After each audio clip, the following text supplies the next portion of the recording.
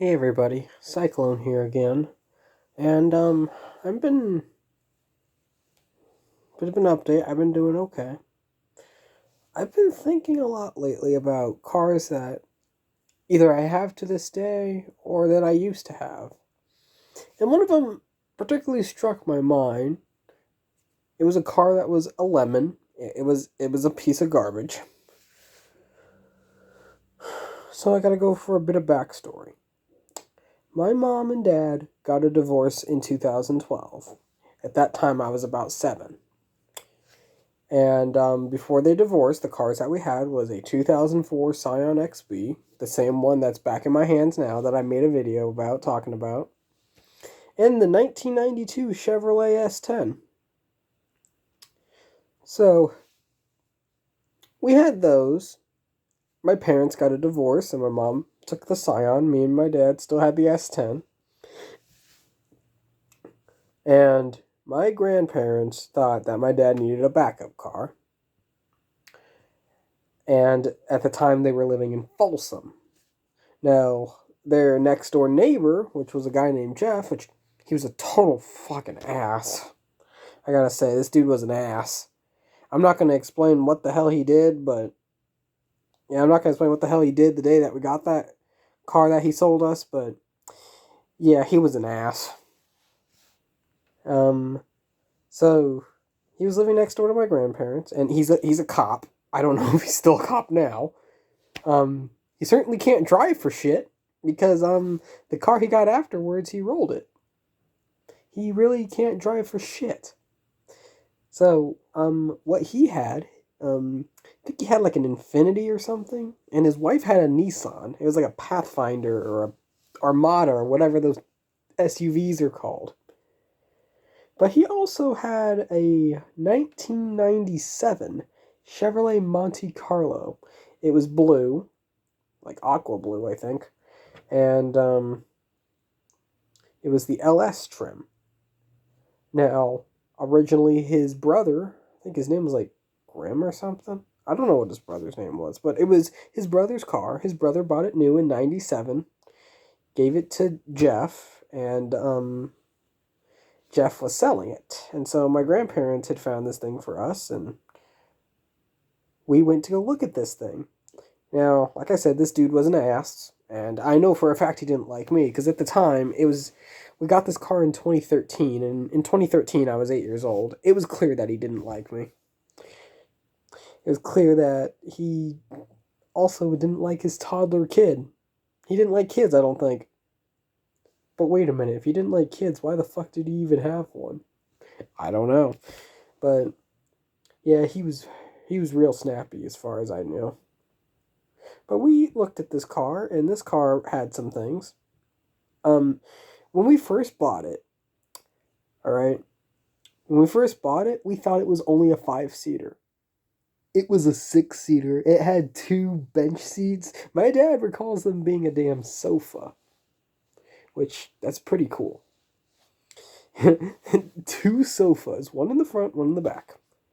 So at the time that we got this thing, we were driving my grandmother's car, which was a 1997 Buick LeSabre. Now, this LeSabre was a whole lot better than this Monte Carlo in any way, but my grandmother wasn't selling it at the time, so we couldn't get it.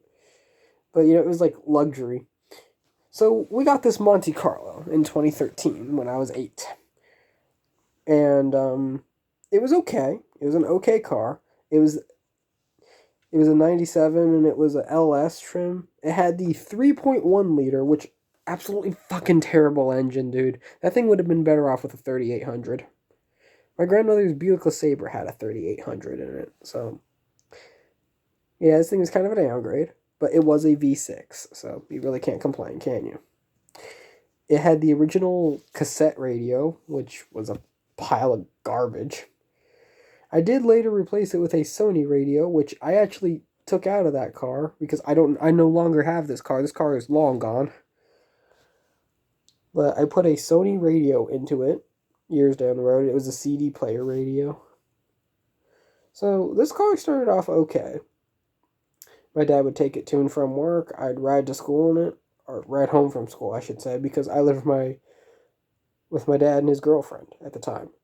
Now, we still owned this house, all right, but what had happened in 2013 was my dad met this woman, and we went to go live in her house after she moved to a new one.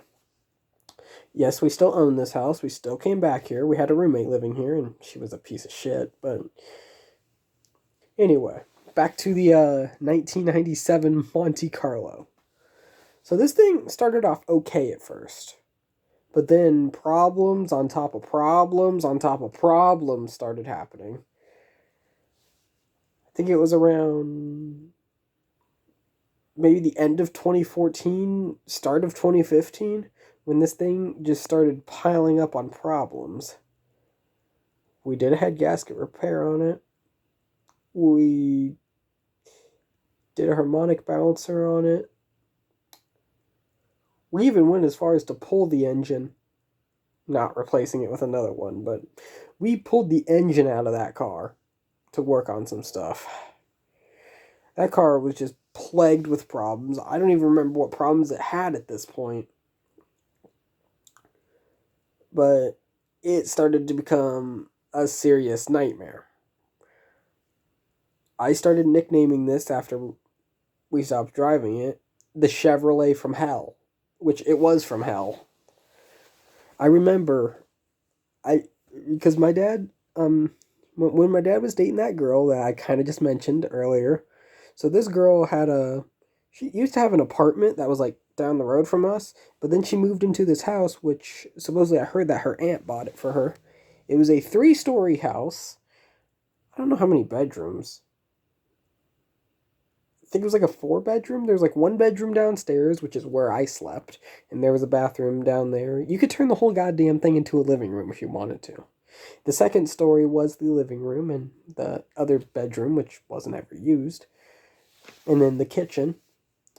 And the third story was where my dad would sleep and my dad's girlfriend would sleep. That's where my dad's girlfriend's office was because she worked from home. And that's where like 2 of the bathrooms were. Also downstairs was a garage. Now, of course, 2 cars had parked in that garage. The 1997 Monte Carlo and his girlfriend's 2005 Honda Civic. So I remember nights in 4th, 5th grade where we would just be working on that car at night. Now, the 1992 S10 really got used a lot. For as long as we left it sitting, that thing had gotten used a lot because that Monte Carlo was proven to just be unreliable. We'd be working long nights. I'd be watching because I didn't know shit about cars, but it would be really long nights.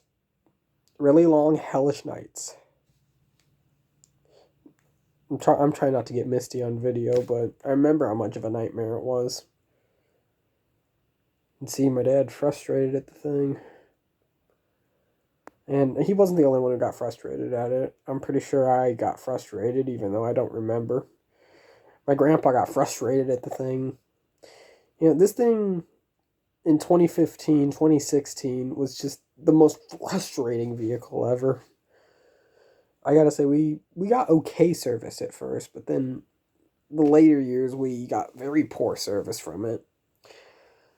So many repairs, so much shit to do, so much hell. Well, I guess it's time to talk about its ultimate demise. It was 2016. I was about 11.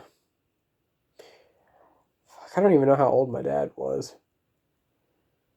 But it was before he hit 50, I can tell you that much. He's now 53 and drives a Honda.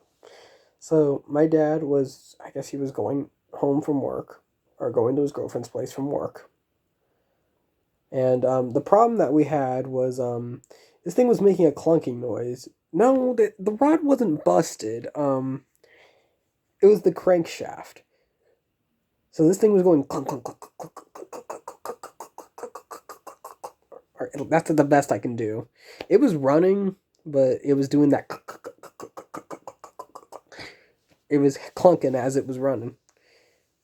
And my dad was at a red light. The car was in drive. The emergency brake was off. He was going. The light goes green, and my dad steps on it. The clicking noise just gets louder. The car revs. He doesn't go anywhere. He pushes the gas again. He ain't going anywhere. That car just revs. It doesn't even move. It just won't move. Now, if you're going to think the emergency brake was just on, wrong.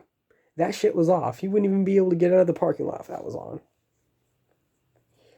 Well, maybe it's like in neutral or something. Wrong again. It was in overdrive. My dad did not shift that thing up. That thing was done. Something had broke. And it was the crankshaft. The crankshaft broke into pieces.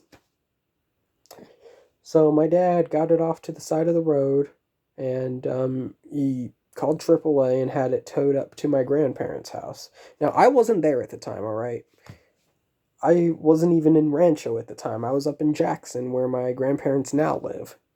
They've had their house since 1992, but they lived in Folsom. They lived in Rancho Cordova as well. They had 2 houses at one point. Now they only have 1. So I was up there. So my dad calls AAA and it gets towed up there. And it wasn't a far walk from his workplace to his girlfriend's place. So he walked there. And that's kind of where things took a turn in my life. The Monte Carlo came up to my grandparents' house, and it remained there for many years. Thanksgiving was just right around the corner. My dad came up for it, and that's where him and his girlfriend took their first breakup. I'm not going to talk too terribly much about that, but as a 2025 update, he's no longer with that girl. There was a lot of problems in their relationship. My dad's not talking to her anymore, and that's kind of for the best. But you know what? It taught me something. My dad taught me something when it comes to that relationship. And that thing is, if you're married and you have a child and you get a divorce and you meet somebody else, and that somebody else does not accept your kids, they don't accept you. Your kids are a part of you. Your kids will always be a part of you. Remember that. If they don't accept your kids, they don't accept you. Okay, back to the Monte Carlo. So, the Monte Carlo was dead. I parted it out a little bit. I took out the Sony radio that was in it, because I want to put that into my truck. And I took out the chime module, because I'm tired of my S10. Every time I put the keys in, it goes beep. Yeah, this shit's annoying. So I took those things out. And then, not too long ago, I think it was like last year, a little bit before last year, my grandpa was weed whacking, and he broke out the passenger window. Great. And so, really, it was up to my dad what happened to that car, but my dad ultimately decided that it's up to me. And I decided I just wanted to get rid of that car. I was done with it. I didn't want to ever repair it. After the nightmare it gave me and my dad, I decided I was fucking done with it.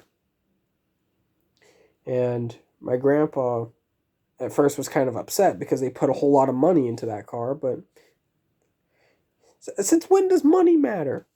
That car was a piece of shit. I wasn't ever going to fix that thing.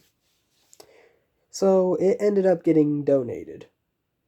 It's just fine by me. I'm happy that that car is fucking gone. That thing was a nightmare. But now looking back at it, I think me and my dad may have had some father-son time, even though he was working on that car a whole lot.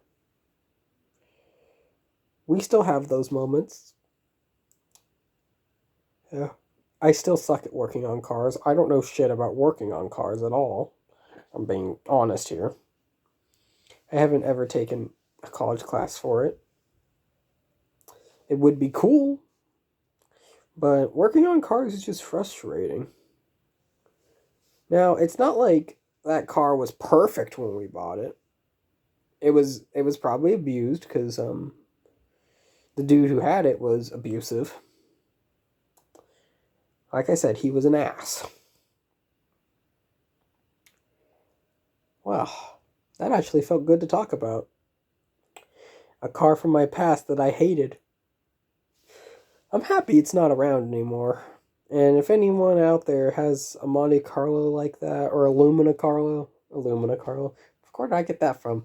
Or a Lumina from that generation, I'm sorry, bro. I feel sorry for you. Anyway, comment, like, subscribe, and share. Tell me what you thought about this story. This was fun to tell.